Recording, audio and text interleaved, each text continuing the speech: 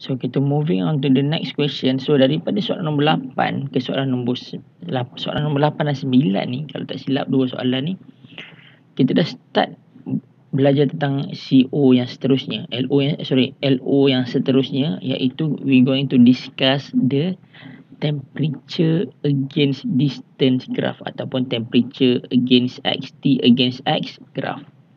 Okay. So kita baca soalan dia. The wall of the refrigerator is made of piece of metal and a layer of insulation. Okay, shown in figure. Sketch the graph to show the temperature change across the wall of refrigerator. Okay, soalan ni sangat penting sebab dia kerap keluar. So apa yang korang kena fokus kat sini dia ada layer of insulation.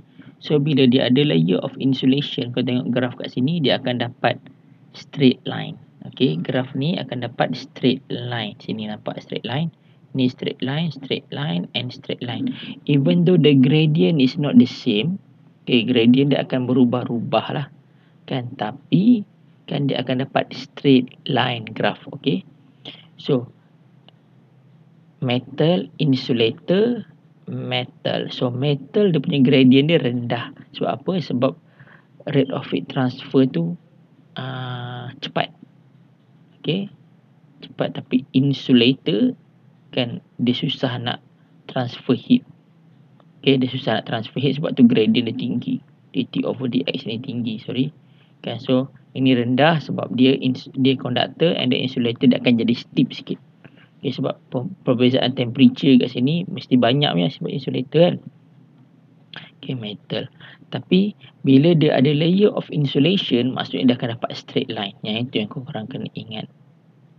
Okay, so ini adalah dia punya explanation lah. Tapi aku nak fokus pada dia punya bentuk tu. Bentuk dia straight line. Okay, so soalan B dia kata shows the same axis. Okay, the shape of the graph of the same axis heat through metal conducting rod is insulated and not insulated. Explain briefly the shape of the graph that you have drawn. Okay, so tengok bentuk graph kan. Kalau katakan dia insulated, dia akan dapat straight line macam ni. Tapi kalau dia not insulated, dia akan dapat curve. Alright, sebab dia punya temperature dia akan drop dengan banyak. Even though dia punya temperature dia sama, ujung sekali sama tau, tapi bentuk dia adalah curve. Right, bentuk dia curve. So basically dia tak sama sangat sebenarnya. Okay, dia not really sama. Sebab bila dia curve, dia akan turun lebih cepat. Okay, dia akan turun lebih cepat, jauh lebih cepat. It's example Okay, ini dia punya real life situation dia. Kan, kalau dia kata dia not insulated, alright, ini well insulated. Kalau katakan dia not insulated means dia punya area dia lebih besar. Okay, so area dia lebih besar, so loss of to heat surrounding is lebih banyak kan.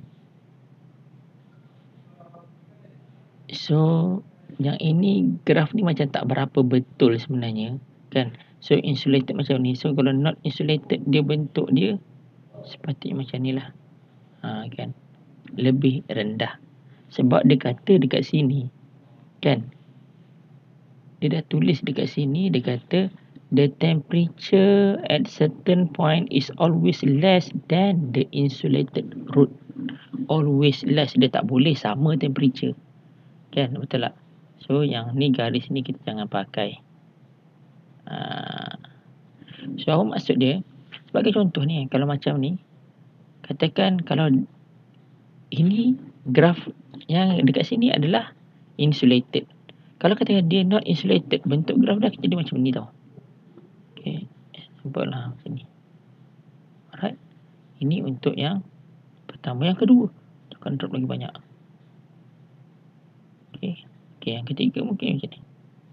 Lebih kurang macam tu lah. Kan susah betul aku nak buat curve pakai pen ni. Okay, macam tu. Kan, so kalau disuruh buat bentuk graf kan, sebegini. Temperature at certain point is always less than the insulated rod. Alright. So boleh faham Okay. So itu dua jenis graf. Satu curve. Okay, untuk non-insulated, satu lagi straight line bagi insulated. Insulated maksud dia ada layer of insulator outside the metal. Alright, kita pergi soalan seterusnya, question number 9. So right now kita cerita pasal refrigerator. Again, bila cerita pasal refrigerator, kita tak berminat tentang isi dalam dia, kita cuma berminat tentang dia punya dinding dia sahaja. The wall of the refrigerator consists of a layer of air sandwiched between two pieces of aluminium sheet. Okay. The external temperature, okay, the internal temperature is okay. Sketch the graph to show the variation. Okay, so basically nak show graph saja. Ini adalah metal.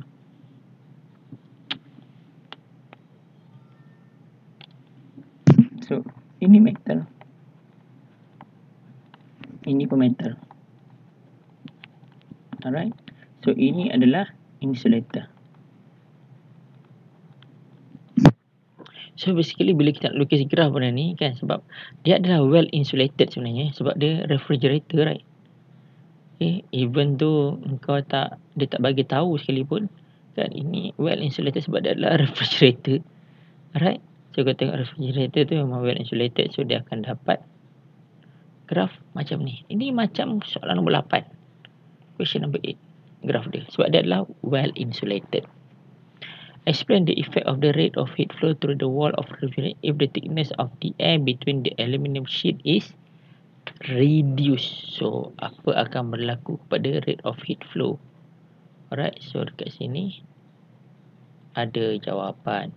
Okay, nilai K bagi aluminium is greater than K bagi air.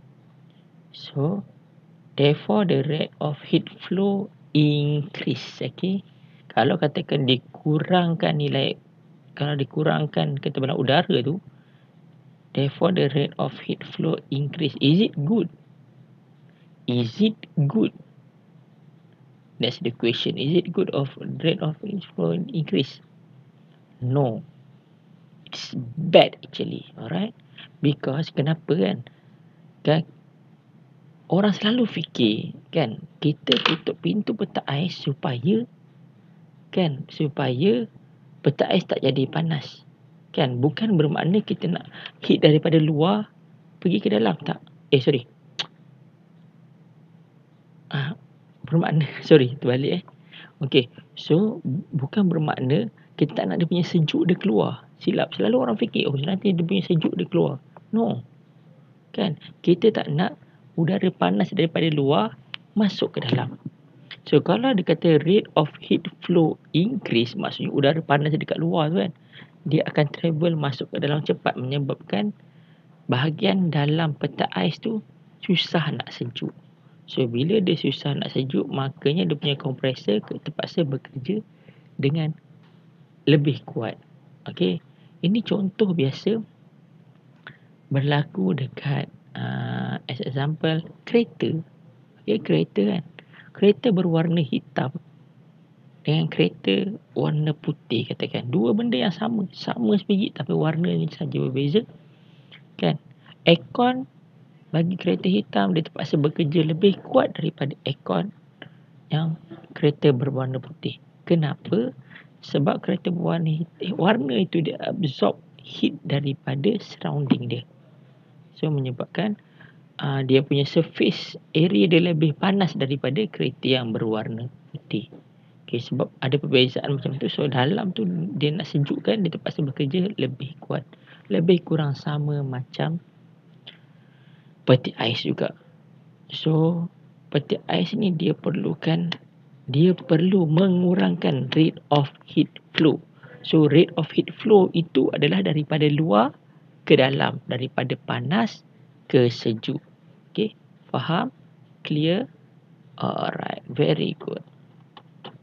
So basically with the end of question number 9, we have learned everything about heat conduction. So solving problem heat conduction just revolve around one equation.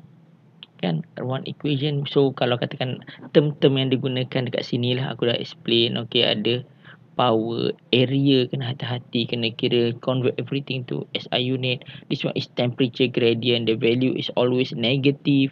Sometimes kita kena convert ni to final, kepada temperature final minus temperature initial. Alright, so at question number 8 and question number 9 we have discussed the graph of temperature against distance graph. For heat conduction through insulated, straight line graph, and non-insulated, dia akan dapat curve. Alright, maximum 2 rod in series. So maksimum dia adalah 2 rod lah. So tadi kenapa 3?